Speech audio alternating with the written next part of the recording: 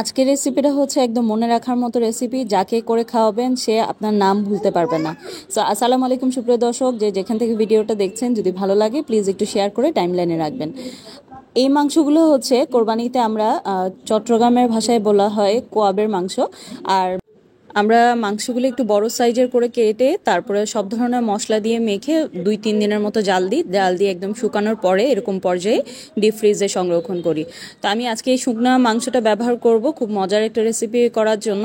প্রথমে একটু ফ্রিজ থেকে বের করে চুলায় দিয়ে নিয়েছি, মানে মাংসগুলো যেন একদম নরম হয়ে যায়। তো এ পর্যায়ে আমি এখানে একটা পুতার সাহায্যে ঝুড়ো করে নিচ্ছি। আপনারা চাইলে ব্লেন্ডারে করতে পারেন বা একদম নর্মাল হয়ে গেলে কিন্তু হাতেও করে নেওয়া যায়। সো ইজি এবং তাড়াতাড়ির জন্য আমি এই প্রসেসটা ফলো করলাম। ভালো করে একদম থেতলে ঝুড়ো ঝুড়ো করে নিতে হবে মাংসগুলো। আর এগুলো মানে এই মাংসগুলো এতটাই মজার হয়, মানে আপনি এই পর্যায়ে গরম করার পরেও কিন্তু ভাত দিয়ে খেতে পারবেন, কারণ এগুলো সব ধরনের মশলা দিয়ে কিন্তু আমরা রান্না করে শুকিয়ে ফেলি।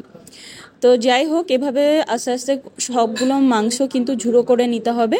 ঝুড়ো করে নেওয়ার পরে এরপরের প্রসেসটা হচ্ছে, এটা বেসিক্যালি হচ্ছে আমরা চট্টগ্রামে একদম ড্রাই করে খাওয়া হয়, মানে একদম শুকনো শুকনো রান্না করে খাওয়া হয়। কিন্তু আমি আজকে যে প্রসেসটা দেখাবো, এটা যদি আপনি একবার রান্না করেন তাহলে ওই প্রসেসটা কিন্তু ভুলে যাবেন। তো প্রথমে এখানে গরম মশলার মধ্যে এলাচি, দারচিনি, তেজপাতা, সাথে দিয়েছি আমি 3টা শুকনো মরিচ দিয়ে সরিষার তেলটা রান্না করবেন এই রান্নায় অবশ্যই, কারণ এটার জন্য আলাদা একটা ফ্লেভার আসে। তো ভালো করে একটু পেঁয়াজগুলো বেশি ব্রাউন কালার না, মানে জাস্ট হালকা নরম হয়ে আসলেই তারপরে বাকি জিনিস দিব। এখানে আমি পেঁয়াজ রসুন বাটা দিচ্ছি 1 চামচ, আদা বাটা দিচ্ছি আধা চামচ। দেওয়ার পরে এখানে ভালো করে মশলাটা কষে যখন কাঁচা গন্ধটা চলে যাবে, গুঁড়ো মশলার ক্ষেত্রে হচ্ছে লবণ, হলুদ, মরিচ, এগুলো সব কিছুই হবে আধা চামচ করে, মানে আমি যেই পরিমাণ রান্না করছি সেই পরিমাণ অনুযায়ী। তারপর ভাজা জিরার গুঁড়ো দিয়েছি আধা চামচ এবং গরম মশলা দিয়েছি 1 চামচ। তো আপনারা যদি মাংসের পরিমাণ বেশি হয় সেক্ষেত্রে পরিমাণটা বুঝে মানে 1 চামচ করে ব্যবহার করবেন। তো দেওয়ার পর সামান্য পরিমাণ পানি দিয়েছি, এবার ঢাকনা দিয়ে ঢেকে দিব যেন মশলাটা একটু ভালো করে কষে একদম তেলটা উপরে চলে আসে।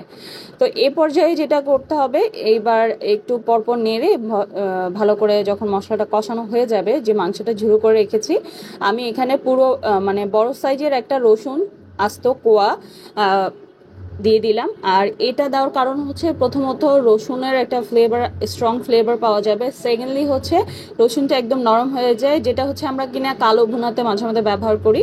তো এই জিনিসটা যদি ব্যবহার করেন খেতে আরো একটু বেশি ভালো লাগে আর কি। তো ভালো করে মশলাটা কষে আসার পরে মাংসটা দিয়ে এবার একটু ঢাকনা দিয়ে দিবেন। কোনো প্রকার পানি কিন্তু এই পর্যায়ে আর ব্যবহার করা যাবে না, ঠিক আছে?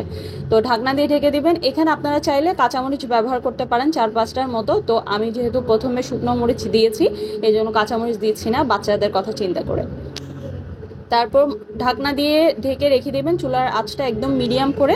আর কিছুক্ষণ পরপর একটু মানে নেড়ে চেড়ে দিবেন, নেড়ে চেড়ে উপরেগুলো নিচে করে দিলে হালকা ভাজা ভাজা হয়ে যাবে, মানে লাল লাল করে হালকা হালকা ভাজা হয়ে যাবে। দেখতে পাচ্ছেন এই পর্যায়ে কিন্তু আমার একদম ডান হয়ে গেছে, মানে নিচেরগুলো ভালো করে লাল হয়ে গেছে। আমি তখনও প্রায় 3-4 বারের মতো নেড়ে দিয়েছিলাম। দ্যাটস ইট, এখানে রান্না শেষ।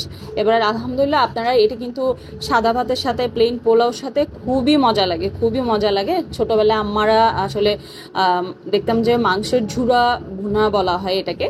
তো ঝুরা ভুনাটা করলে খুব মজা করে ভাত খেতাম, মানে গরুর মাংসের চেয়ে, মানে নর্মালি যেটা আমরা গরুর মাংস রান্না করি ঝোল করে, সেটার থেকে কিন্তু এই জিনিসটা আরো বেশি মজা, বেশি মজা।